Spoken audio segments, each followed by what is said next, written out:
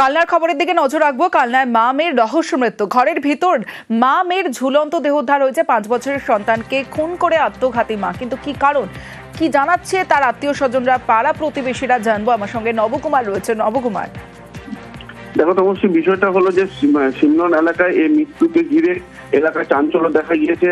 যে পরিযায়ী শ্রমিকের স্ত্রী এবং মেয়ে এবং তার শ্বশুর শাশুড়ি তারা থাকতো একটা বাড়িতে।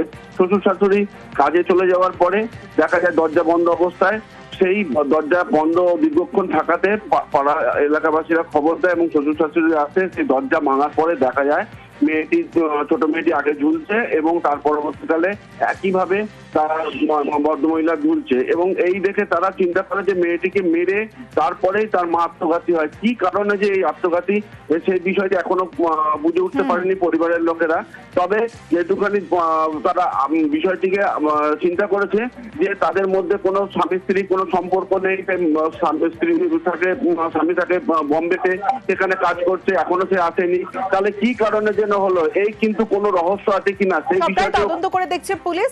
তদন্তে কি উঠে আসে অবশ্যই নজর থাকবে। বাচ্চাটাকে ওই ঝুলিয়েছে আর তার পাশে ঝুলছে, একই কাপড়ে না আলাদা আলাদা আলাদা দুজনে ঝোলা অবস্থায় ছিল। হ্যাঁ, ঝোলা অবস্থায় ওরা দেখেছে, আমরা তো দেখতে পাইনি। আমরা কি করে দেখবো? আমার মাঠের কাছে আছি, খবর পেয়ে মাঠকে উঠে আসি।